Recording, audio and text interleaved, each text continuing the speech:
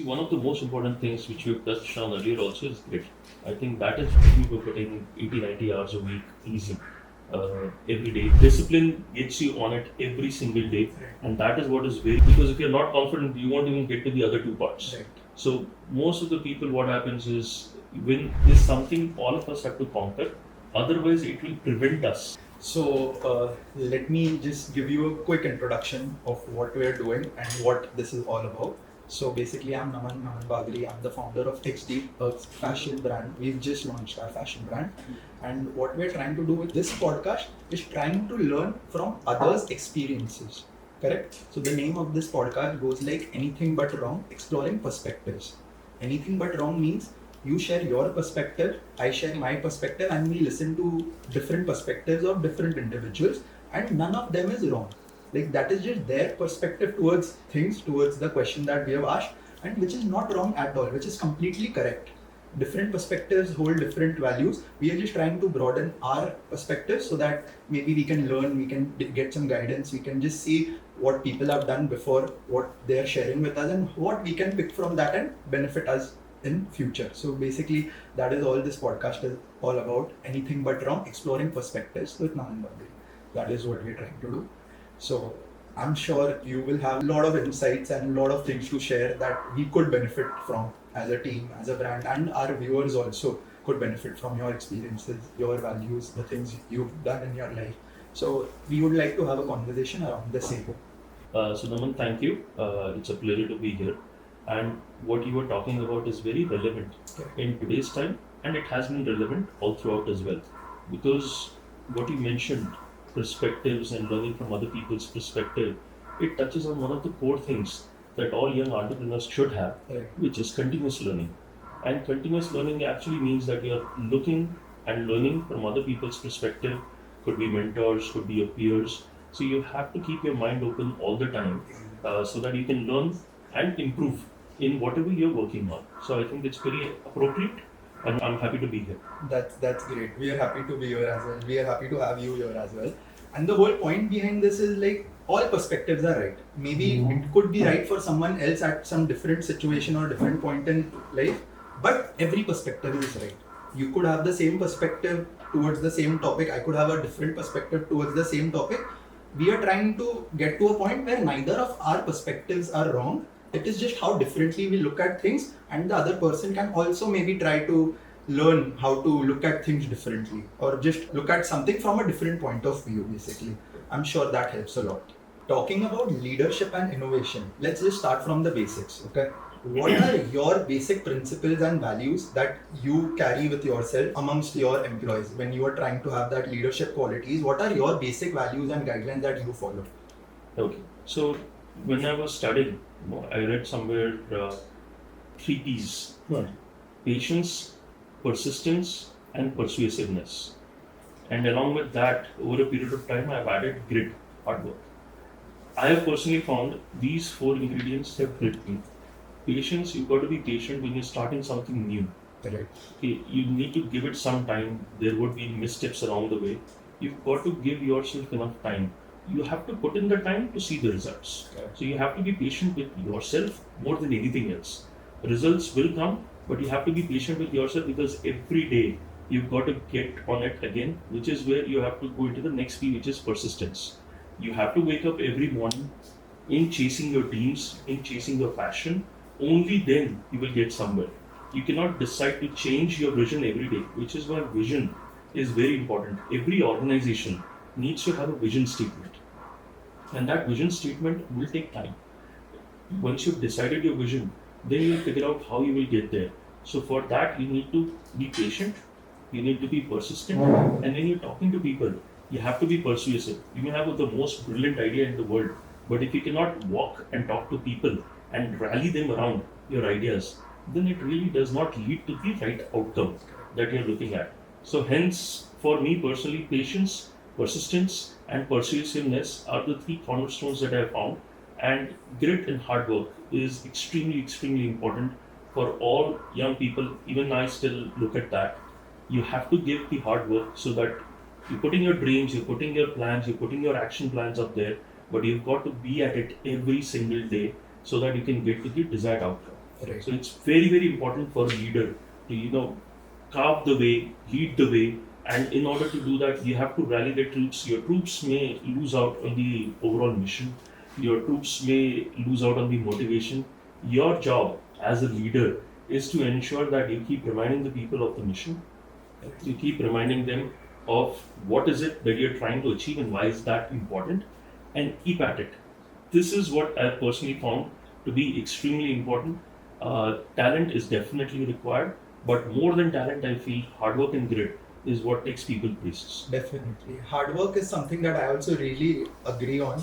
That if you're not hardworking or if you're not doing it constantly, like if you're not consistent with what you're doing, then success is really difficult to find. But when you are doing something consistently, even if you're not the best at it, but just because you've stayed consistent doing that, you can find success. I was looking at an Insta reel, basis what you just said.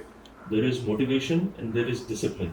What you just mentioned is there is a discipline that you have to wake up and you have to keep doing what you're doing. I watched a nice reel from Kobe Bryant where he said he used to wake up at 4 in the morning to do some extra 2 hours of work. To give your time. Other people were doing 2 training sessions. By him waking up early, he was doing 3 training sessions. So that extra discipline is what is required. Motivation will be there day 1, day 20, day 30. But discipline gets you on it every single day. And that is what is very important when you're looking to achieve an objective. Right, that's very true. Can you share an example of how innovation has driven success while you were working with DLF? So I'll tell you, since I work in the real estate industry, our company DLF has a 75 years of legacy. Correct. And we have reinvented things over the course of period. And what happens is, since everybody is touched by real estate. You may be renting a home, you may be living in your own home, or you may be aspiring to get into your own home. Plus, you go to your office when you are with your family or with your friends. You go out for clubs, restaurants, hotel stays. So there are cornerstones of real estate which is touched by every individual, be it residential real estate, office real estate, retail real estate, or hospitality real estate. So everybody is touched by that, and what you expect to see is just like when you're going to restaurants. You go to a particular restaurant, you look at that theme is in for some time, and then you say that I don't want to go to this restaurant anymore, let me go to something else. So real estate has to keep reinventing itself, and the way it does that is, particular theme was very good maybe 5 years ago. Now you've got to reinvent, try new things. India, if you look at Mumbai, for example, Nariman Point used to be the hotbed of commercial real estate in India. Right. Okay.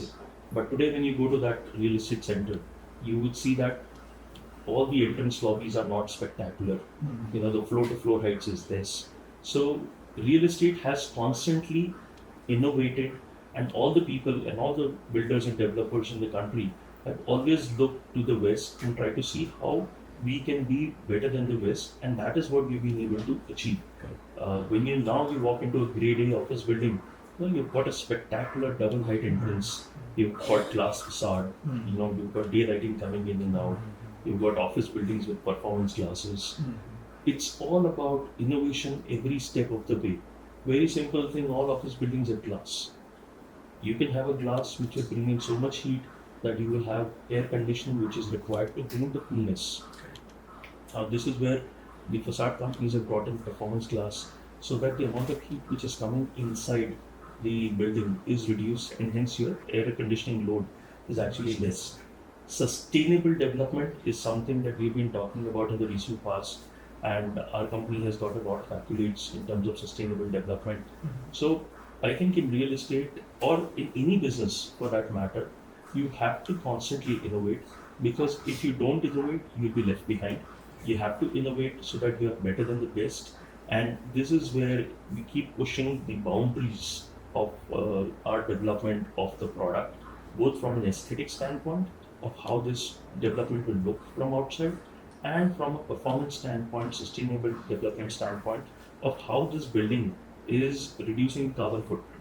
So this is where innovation for every business, even in fashion, since you are the founder of XD, fashion is also an area where innovation needs to be brought into the place. So innovation is definitely one thing where you have to first you need to have your processes in place, process standardization, and then you need to bring in innovation because people's habit change.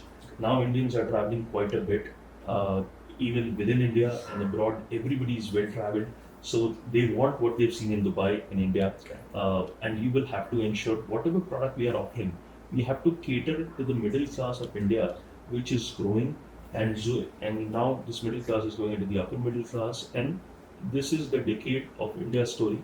So we all have to ensure that Indians they actually feel that buy in India, make in India is actually something that we are working with. It's a thing. It's actually a thing. Like, yeah, Make in India is definitely a thing. Like, most of our vendors, most of our sourcing is also done 99% in India only. If there are few products that is just not available anywhere, so we have to import it. But otherwise, everything is available in India right now. So definitely, Make in India is a real thing, and like it will be something much larger than what it is today. Correct. And when we talk about innovation in fashion, I feel, of course, innovation is key in all fields. Innovation is required in all fields. But in our field, in the fashion line, what more we focus on is sustainability. We try to create products from materials that are sustainable for the environment, that are eco-friendly, green. We try to avoid the use of plastic.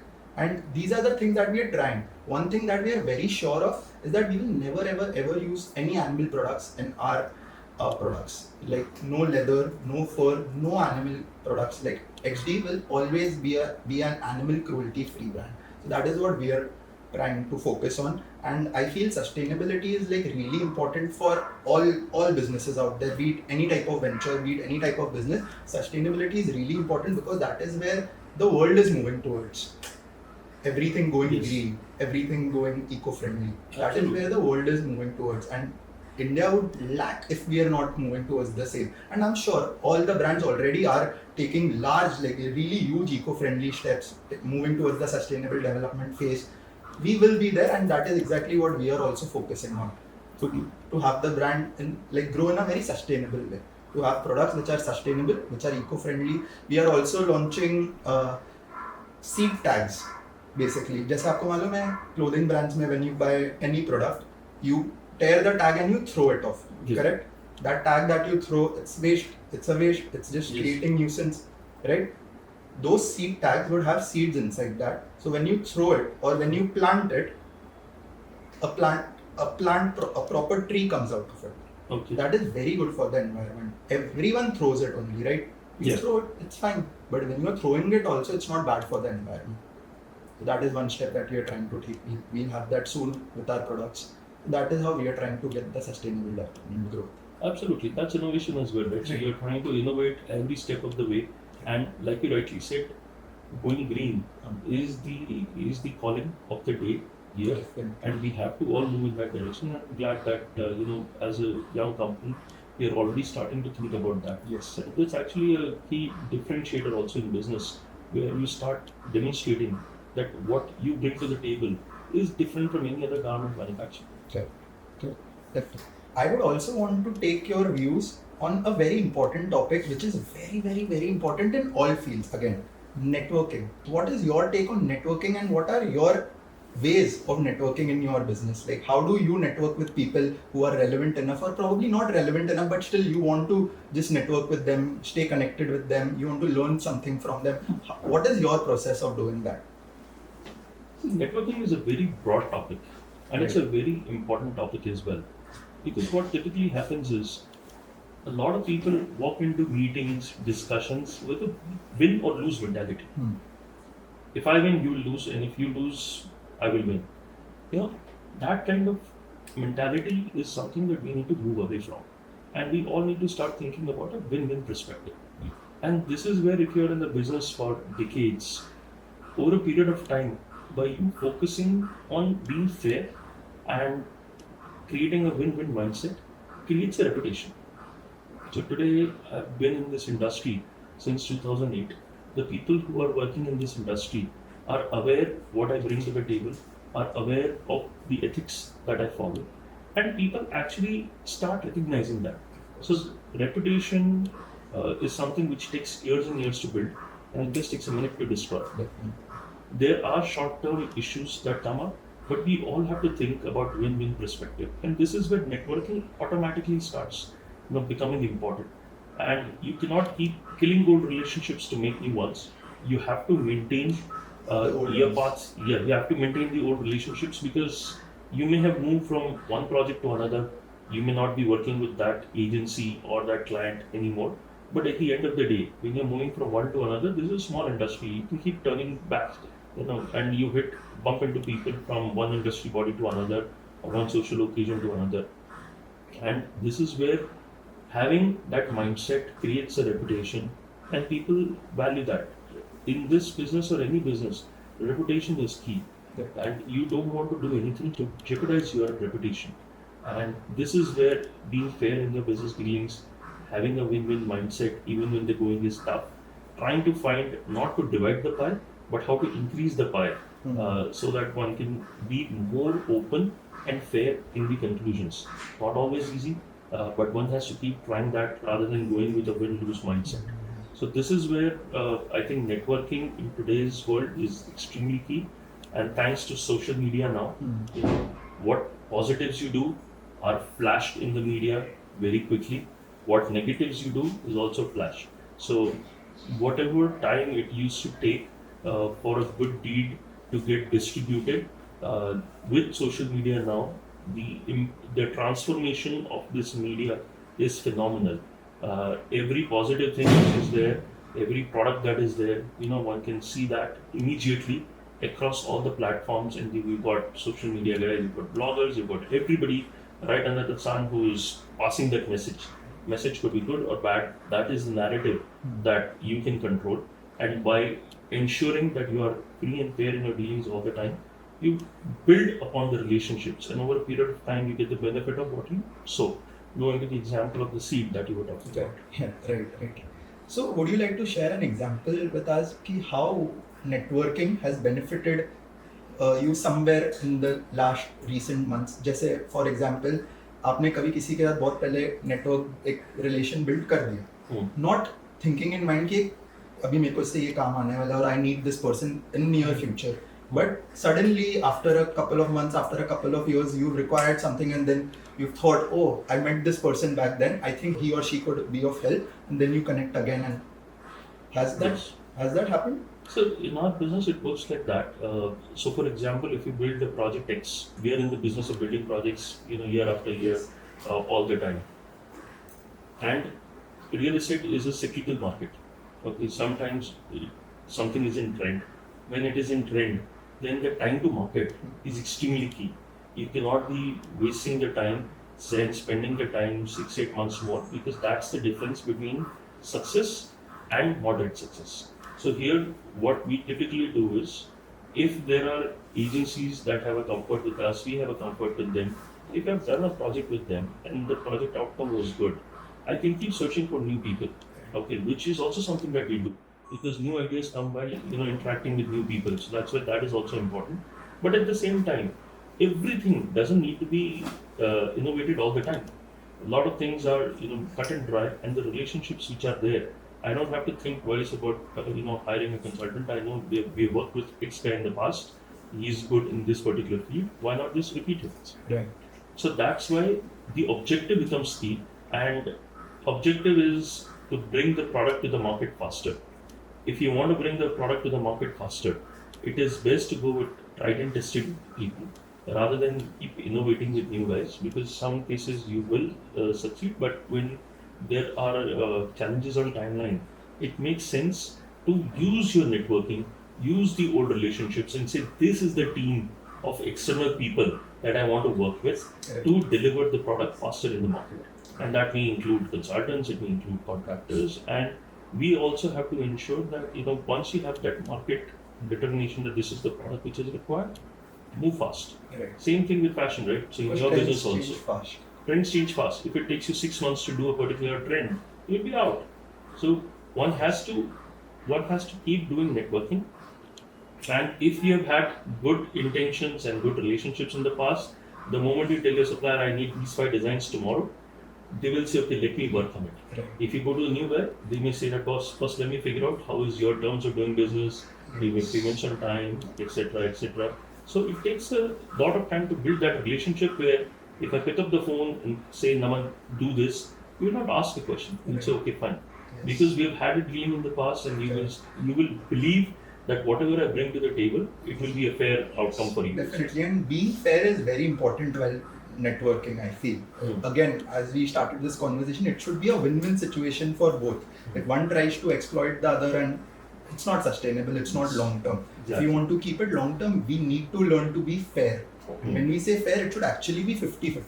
Like, yes, very true. Networking mein being fair is actually very important. So, can you share any strategies of effective network building? Like, if one wants to start networking today, if an introvert who doesn't know how to speak confidently, or who doesn't know how to speak after entering a room full of people, what is your take? What are your strategies one should follow to start their networking journey? So, the first thing that you mentioned is if you're not comfortable with something, it's a very, very important skill to go outside your comfort zone. So that is the first thing. And everything is learnable, everything is doable. I firmly believe in that. You just need to look and focus on the areas that you want to improve. So you can improve on 50 things. You have to prioritize which elements are important for you to improve. Yes. And if networking is one of them, the very first thing is you've got to decide that, okay, from today onwards I'll make a change. And the change can start with small changes, right? It doesn't need to start with a massive change.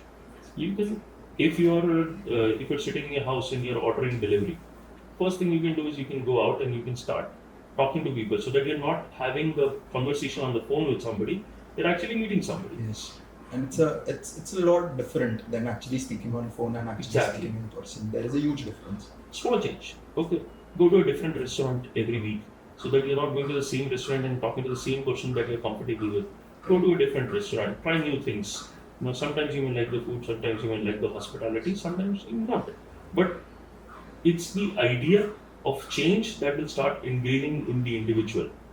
When it comes to industry bodies and networking within a particular area of interest, there are events that are happening in each and every industry where like-minded people come together and they have a discussion on topic.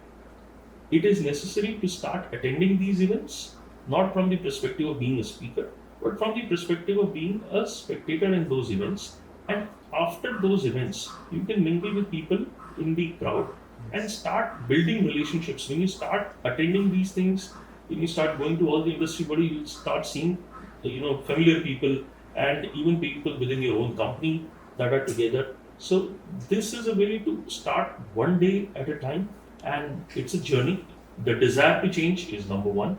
Once you had the desire to change, implementing that desire to change into actionable habits, atomic habits are very important. So it's not one day you wake up and you decide today I'm going to be an extrovert.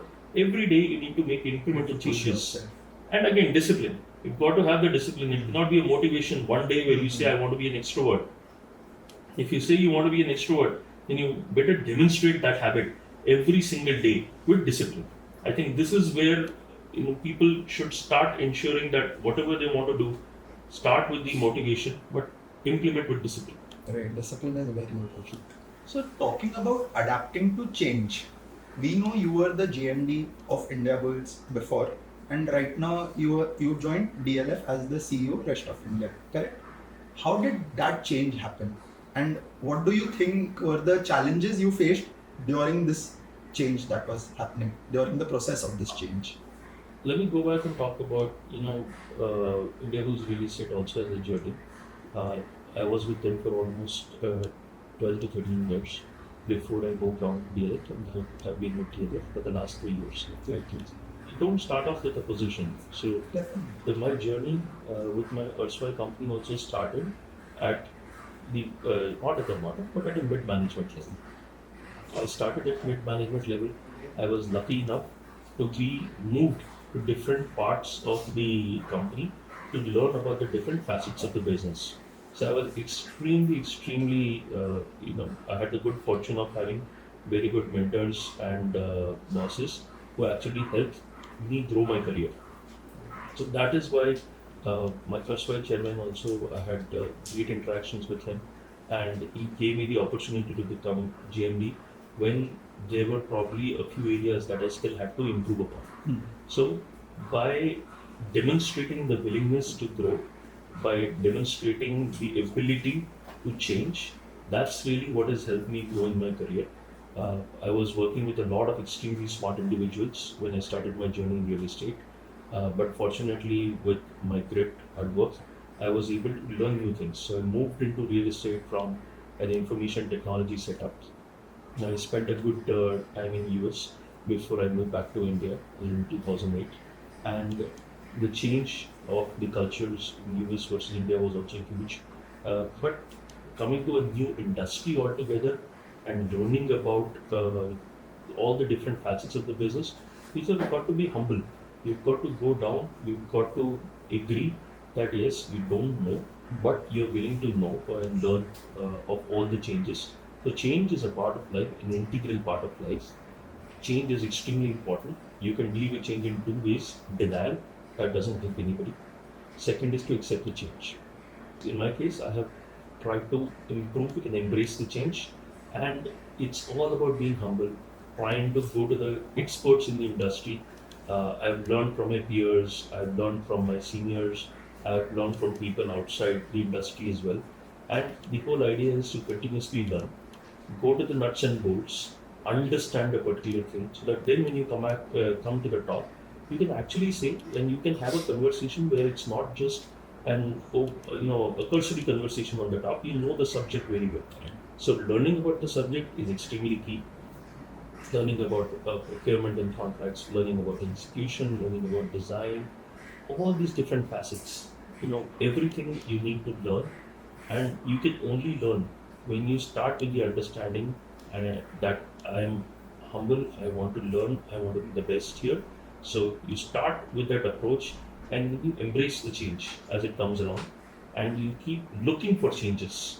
So which is why I had a good career and I had good exposure with India Vice Minister, and then subsequently when the time came where India was real estate had a change of leadership, was moving into the change of leadership. I looked out and seek other uh, peers in the industry. And I was extremely fortunate to move and work with my current chairman. I have learned a lot in 3 years with respect to how to do real estate development. Our company has a legacy. That legacy has come from 75 years of doing the right thing consistently every day, over delivering on the customer commitments. And the approach to doing real estate development is extremely different. And I've learned a lot in my current organization. And again, you have to be willing to sometimes unlearn what you've learned and then learn the new ethos, the new way of doing things in your new organization. So change is definitely something which counts, and whether you like it or not, even if you don't want to change, everything around you changes. Right. So if you don't change, you'll be left behind. You've got to change with the times. You've got to move with the times so that you are moving ahead. Because if you're not moving ahead, you're moving behind. That is very true, but I feel change is not that easy. It is important, 100%. It is very important. But is it that easy? I don't think so. Because one is in their own comfort zone. One is very comfortable with what they've been doing. I just want to know, what was your thought process like when you were going through the shift? Was there excitement? Was there fear? Was there uncertainty of what is going to happen? What was that like? See, you rightly touch on all these things, and all these emotions are good. You've got to go through all these emotions, but you've got to have that feeling of faith, hope that everything is going to be all right. So, when you're doing something new, you touch on a very important point. You're moving outside your comfort zone. So, when you move outside your comfort zone, you get into a new area. New area brings in fear, anxiety. How will this work out? Is this the right decision? I also started traveling quite a bit. Are these the right things to do? The whole idea is, why have you opted for a change? I think that is very key. One has to be very clear in your mind that why are you opting for a change? And it's okay. Majority of the people, they don't want to go for a change, and that's also okay. But what we have to realize is, and AI is teaching us as well, you have to be relevant. If you're not relevant in today's day and age, it doesn't work.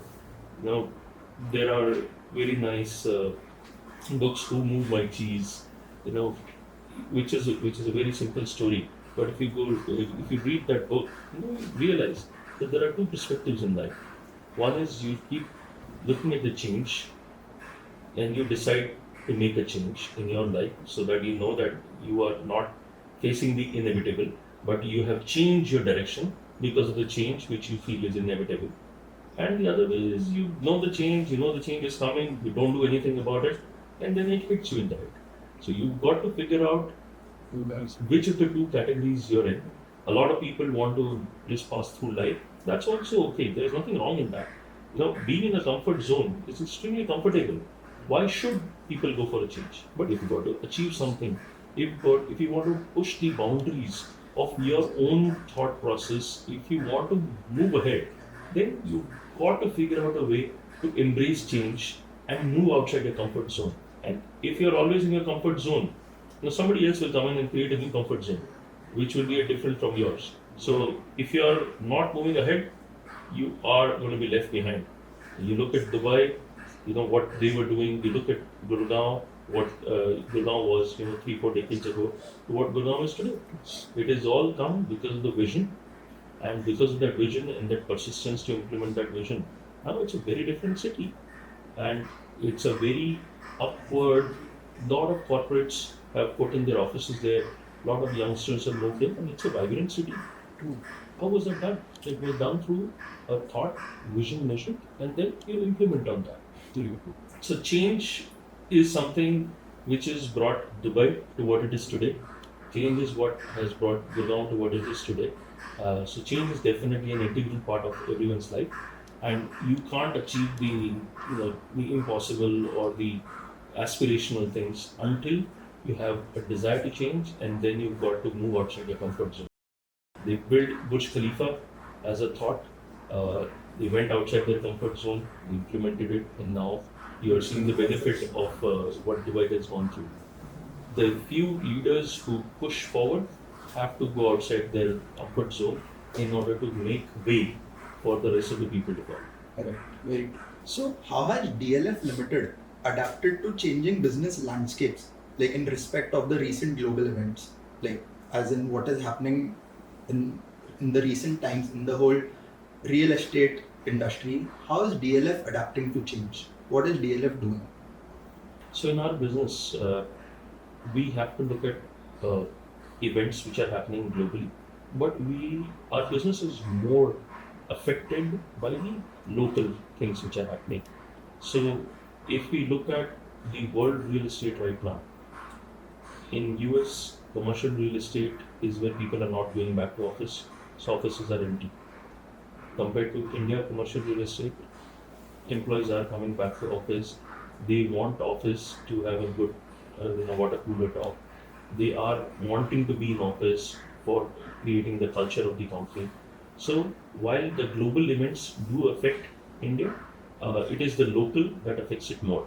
You definitely are affected by the global trends where you see what is happening in the world, and you want to bring, because Indian consumers are now wanting the best. And this is where we can see flight to quality when it comes to real estate also. See, the difference in real estate is in good times everything sells, but when you're looking at slightly difficult times, this is where there is a huge flight to quality. And by being the grade A provider of whatever asset class we are in, we ensure that no matter what is the business cycle, we always have a demand for our product. So that is why the ethos and the culture of the company is very, very clear that you always go for best. So we are very proud to have the kind of developments that we have, and we push the envelope every time we look at new developments. And that is really the intent and the desire. The desire is to look at real estate development. The desire is to make it better. The desire is always to be better than the best in that local market. So you want to have a product which is appropriate for the market, but you want to be the best in that market. I think that ethos is something that differentiates us also from our peers, and we have a very clear vision on how to get there. Right. But see, again, as we spoke about, change is not easy. Adapting to change is not easy. So every time you are trying to change or you're trying to adapt to change, there is a set of challenges or a set of drawbacks, setbacks that you face during that process of change, correct? Can you share an example of a personal life setback during the process of change, or a setback or set of challenges that DLF has faced in the process of change? See, again, one has to look at the setback in the wider context. When you start something new, you are bound to have setbacks, and the setbacks could be you are moving into a new company, and the people that you're used to working with. For example, when you were in college, you had a set of friends. You are comfortable with them. Then you move to entrepreneurship. Now you're working with different people, and because you moved into that environment, you work with different people, and that has its own set of challenges. That doesn't mean one is right, one is wrong, but it's just that as you move on, you meet different people, you have different set of challenges. So it's like Thomas Edison idea. One could say that he had so many setbacks, but at the end of the day, he found one way of working. So you've got to look at setbacks in the wider context of what is it that you're trying to achieve. It's not that you've got 50 different ways of failing. You just found 50 ways where it's not working and you're looking for the 51st. So anytime when you're looking to grow, you will find setbacks. And setbacks are nothing but stepping stones. So this is what is required in terms of the mental grit, where all of us focus on, yes, we have put a target for ourselves. We want to achieve something in life. And if you want to achieve that, you've got to push the boundaries, be personal or professional, like you mentioned. We have to push both the personal and the professional boundaries to ensure that we are moving in that direction. And setbacks or little defeats are bound to happen on the way, but we've got to look at the wider context and you need to figure out a way to convert them into positive thoughts and make it happen. Good. So let's address some common challenges that anyone would face in their respective industries or respective jobs, respective businesses, whatever. These are very basic challenges such as fear of failure, work-life balance, imposter syndrome feeling. Like, how do you deal with such things? See, at one point, one has to realize work-life balance is good, but if there are times when you've got to, put in the time and then succeed in something and then come back to, work-life balance. So when you're growing up, and I take that as myself, how I was doing things when I was a bachelor, when I started my first job, we were putting 80, 90 hours a week easy, every day, every week in the workplace. So there are times when you're doing something new, you've got to put in more time and effort, and there is no room for fear of failure. You've got to keep going at it. Everything is learnable. I think in most of the times our mind is telling us whether we can succeed or whether we will fail, and it's even that is a learnable thing. So we have to ensure that we are focusing on what is the goal and keep at it every single day. And it will take a lot of effort, but you've got to put in the effort. At that time, sometimes work-life balance has to take a backseat. Once you achieve a particular goal, one can still go back and say that work-life is important. But the most important thing which I have found is, if you're in the right work direction, you actually don't feel like work. It actually is the passion that keeps you going. The moment you think it's a 9 to 5 job, no, it's a work, then you cannot get the passion to keep working towards it. And if you have the passion, then it doesn't matter what time, day or night it is, you're thinking about it. And that is what is required. You need to have that passion. You need to have that feeling that, okay, I want to improve and be there. The moment you start on those lines, one can really see the difference. And that's when everything has to come together, and one has to really put in the time. And if you put in the time, yes, other things do follow. Fear of failure is something, we have to condition our mind and get it out. Not an easy thing, but that is something which is absolutely required. And it's not being an imposter. You're thinking where you want to be, right now. It's not the question of being imposter. You're thinking a vision which is a year or two down the road, and you're already practicing that. So it's not an imposter syndrome. It's the vision that you have in your mind. You've already reached there. So nobody should think of you as an imposter. And it is absolutely important to have a passion. And if you don't have the passion, don't settle for what you have. You should keep looking for something that gives you that kick, so that when the morning wake up call is there, you actually are not hitting the snooze button, but you're getting up. Right. I think that is the difference. Right, very. That change I've also seen in my personal life. But again, the imposter syndrome topic is something I would like to talk more about, because I think everyone, especially people, the younger generation, the Gen Z crowd that we talk about, there is a lot of fear of failure that is like in their heads right now, right? I'm also a part of that crowd, that generation only. And for personal learning only, I would like to talk more about this thing. Because see, when you are trying to overcome that fear of failure, there is a very thin line between confidence and overconfidence. Today I'm confident. Definitely. Today I'm confident that okay, probably I'll overcome the failure. There won't be any failure.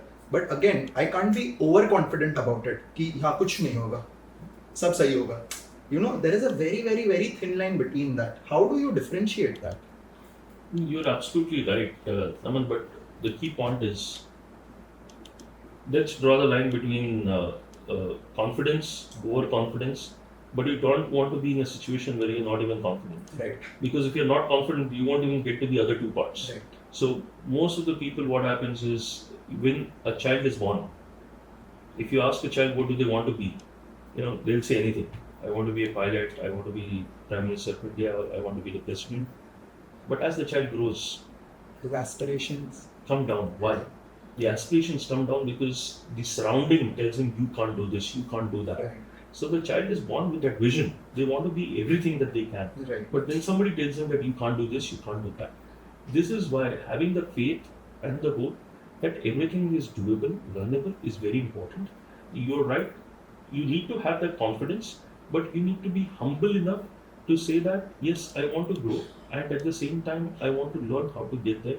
If you're humble, you will be a little short of overconfidence. Having the right mentor, for example, is very critical, so that you can keep bouncing off ideas. But I think the biggest fear is not trying. And this is a clear differentiation where you need to first have the confidence. I think that is the biggest battle. Once you have the confidence that yes, I can do it, then comes this fear that you're talking about, which is the overconfidence. So let's get to the point where we feel extremely confident that we can achieve what we have desired and whatever we have set our mind to. Then is the next part, which is overconfidence. how to contain. How to contain that.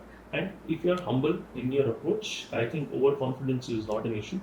But majority of the people don't even get to that confidence part, which is what is very important. You have to set your sights high. You have to keep moving in the direction where you say that it's possible.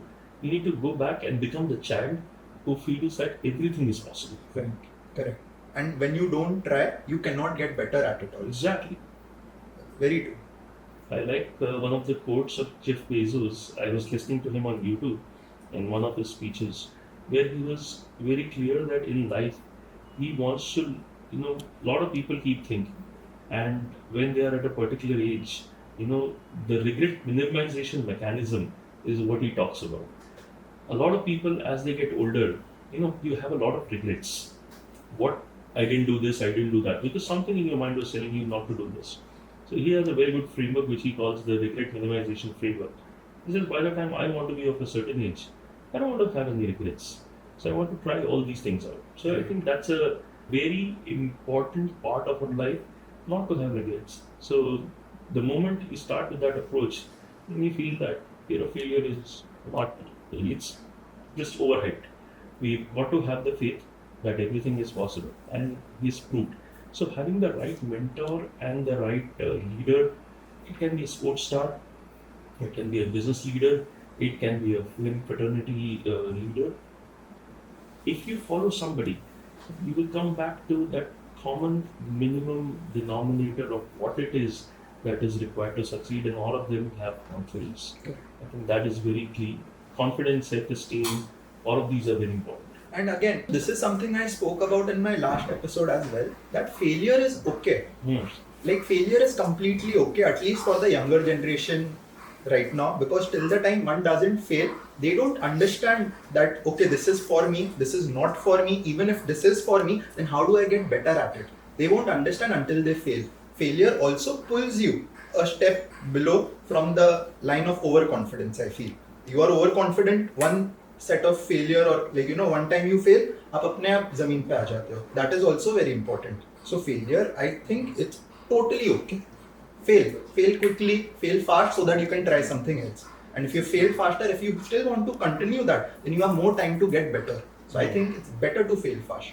Yeah, absolutely. And on a personal anecdote, my kids, they have tried different things. So my younger kid has tried his hand on cricket, and the discipline and the motivation got him to wake up at 6 in the morning to keep going in the facility, Right. to keep playing cricket. And then at some point he realized that this is not what I want to do, and he changed the approach, which is very okay. Same with me. I was till 2008. I was in the fraternity of information technology. I moved to real estate. So change and dealing with the change is okay. My elder son, he moved from India to go undergrad in the US, and now he has to deal with the change and embrace the change.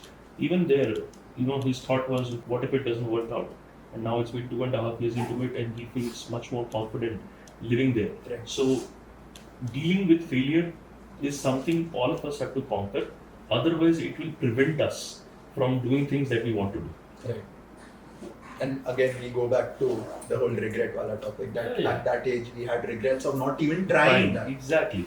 I go back to what you were saying, and it's a very important thing which you pointed out, Naman, that you have to keep trying, failing, and failing fast, so that you step up and you decide that this is not for me. Maybe there is something else.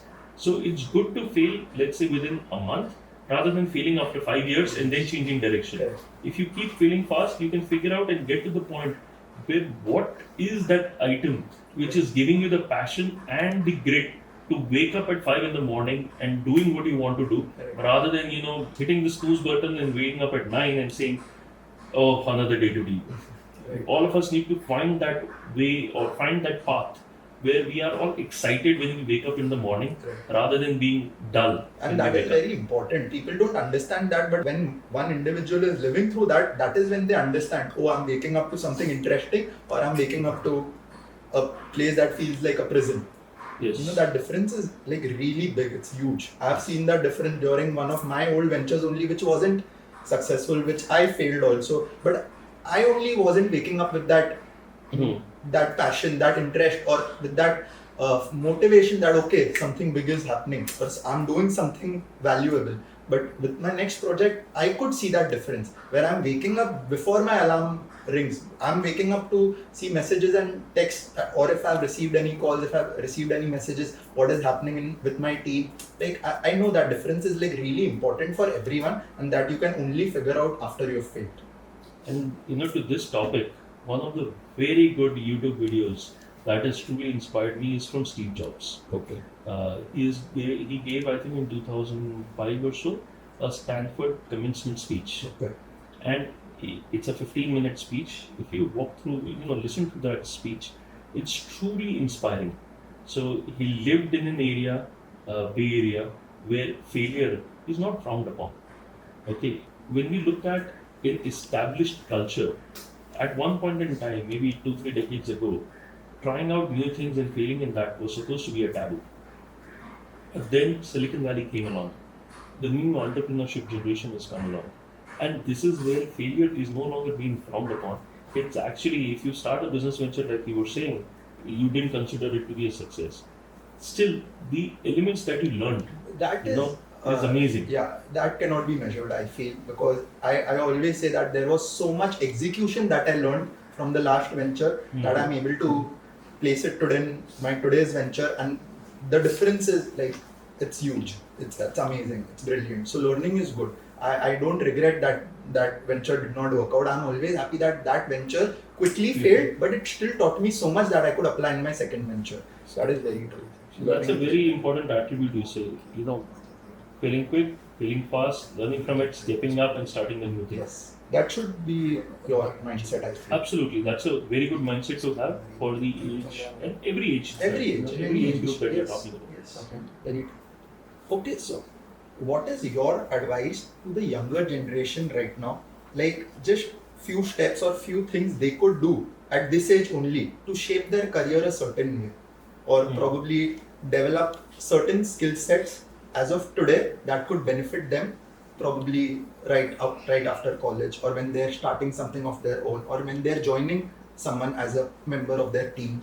What are those few things that are very, very, very important according to you? See, one of the most important things which you touched on earlier also is grit. I think that is one thing that almost everybody, regardless of a young person who is graduating from college or an experienced person working or an entrepreneur, grit is something which is very important. And if you package this up with passion, then it becomes a lethal combination. So if you don't have passion, move from job A to job B, industry A to industry B. You've got to keep changing, and that is the key thing that younger generation should keep that in mind. Plus, now we have so much information at our fingertips. We were just talking about the Steve Jobs commencement address. To me, it was an eye opener for me as well when I first heard it. So you've got to find somebody that resonates with you. It could be Virat Kohli, it could be Sachin Tendulkar, it could be Damani if you're sports inclined. It could be a motivational speaker, if you're so inclined, motivational speaker or a spiritual guru, Gaur Gopal Das and others who are more in tune with the current generation. Or business leader. What you would find for most of the individuals, one thing they all have is number one is the confidence that today is not where they are, but they are very clear that they will get where they want to be, and they will get there with their grit, determination, patience, persistence, all of that. So to my mind, the single most important thing that any individual should have who has a desire to succeed is grit, and second is passion. So you've got to have that passion in life. You've got to get excited and motivated about something. Otherwise it's just too boring. One life to live. Do everything what you want. Exactly. You've got to do everything that you want. And one of the quotes from Steve Jobs that resonates with me is stay hungry, stay foolish. Out of that particular episode that I was talking about. And it's very clear, stay hungry, stay foolish. The moment you start thinking from that approach, you think you're humble, you want to grow, all of those things come together. To me, that has been one of the best speeches that I've heard. And if I want to pass it along, I would definitely say it's a huge investment. But everybody should listen to that. And you should figure out the person who resonates with you. It could be a Silicon Valley entrepreneur, it could be a Bangalore entrepreneur, it could be a veteran industry leader, anything that resonates with you. You need to find that person that resonates with you, and it's not bad to emulate some of the qualities of that person. Not at all. So that's really the thing, because if that person resonates with you, then you will listen to what they have to say. You will implement. You will try to emulate them in certain aspects of the way you live and the way you deal. That's really what is the key. I think you asked a question, the current generation is actually much more aware because of social media and other things, and they are much more engaged in asking questions. But I definitely feel that the cornerstones of success are not changing. Everything that you want to do comes from grit, and you've got to find that right person that motivates you and that puts the discipline in you, because motivation is good, discipline is what gets you there. Right.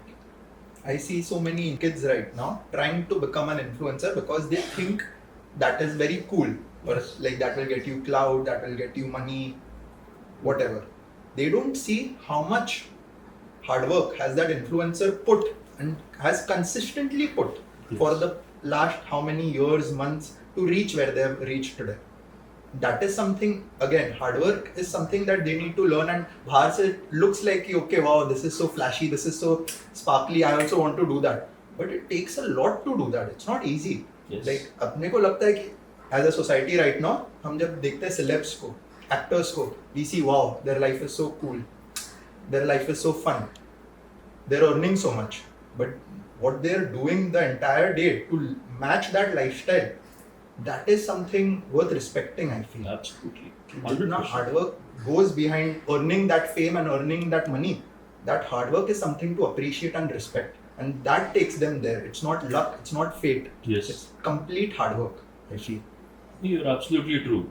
Some people are born with a golden spoon or a silver spoon, but others have to walk down this journey in order to get there. But the beautiful thing right now is we are talking about India's decade. The opportunities are in abundance right now. It's a very different time to, when I was growing up in the past year. It's a beautiful opportunity, and this is where everybody has to get in it. When the market is good, when there is a bull run, everybody benefits. This is the right time for everyone to experience, to bring in what it takes and push a little bit more. Hard work, there is no substitute for hard work. There is Okay. All the celebs that you were talking about, Bollywood celebs, influencers, you look at their regimen. So if you see what they go through, it's a journey and it's a discipline every single day. What they eat, how they exercise, Exactly. how they practice. It's a journey, and nothing in life is easy, but at the same time, nothing is impossible. Right. And nothing is not achievable when you are putting all the hard works and efforts with passion. Absolutely. Definitely, very true. Every morning that you wake up, what is that first thought you have when you're going for work or when you think of work? And what pushes you or what motivates you every day to maintain that mindset, maintain that positive mindset, other than passion? Passion being the most important, I get that. But it takes a lot more than passion also, I feel, for you to wake up with that positive mindset. And No, I agree with you. So passion is definitely number one. And number two is when I wake up in the morning, I want to spend some time on myself as well. So before the day starts, I want to get into my routine in the morning, finish my routine where I personally like to do a little bit of meditation, a little bit of exercise, to clear out my thoughts. And what happens is, as you're going through this process, you also come across, things that you have to do. So those are the things that you keep writing to ensure that, these are the important things that keep coming in your mind. So the first thing that I do in the morning is I go through my personal routine, and I also go through what I feel are the important to-do items for the day. So that when you start your day, you start with one, your personal self. Second, you start with your thoughts on how you want this particular day to progress and what are the important things that need to be addressed.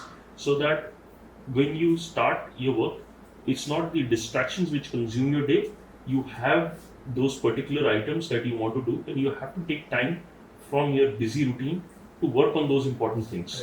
Right. Hence, waking up early in the morning is an important thing, because before you get into the distractions from everybody else, you have that time to yourself where you're doing your personal thing and you're also figuring out what is it that you want to do.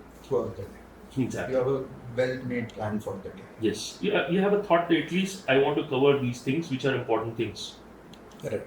So I'd like to conclude this by saying that this was a very, very, very insightful conversation, and at least I have learned a lot from this conversation, and I'm sure definitely our viewers also will benefit a lot from this conversation.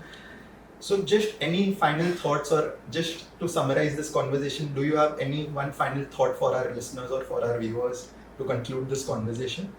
So Naman, it was a pleasure to be here. Thank you so And much. it's always nice to look at young entrepreneurs like yourself. And I wish you the very best for the XD brand, Thank which you I so also much. see on your t-shirt. So I wish you the very best. I would like to conclude with the same note that I referred earlier from Steve Jobs. I wish for you and everybody else, stay hungry, stay foolish. I think it means a lot. And if we go into the meanings of these words, we will get the motivation and the passion to keep pushing forward. This is India's decade, and entrepreneurs like yourself will definitely push the frontier of the growth for the country. Thank you so much. Thank you so much. It really means a lot for just you to spend your valuable time giving so many insights to us. I'm sure, like, I can't tell you how much these insights are going to help me and my team in future. And like, it was really, really appreciated. Thank you so much. Thank you very much, Naman. Pleasure to be here.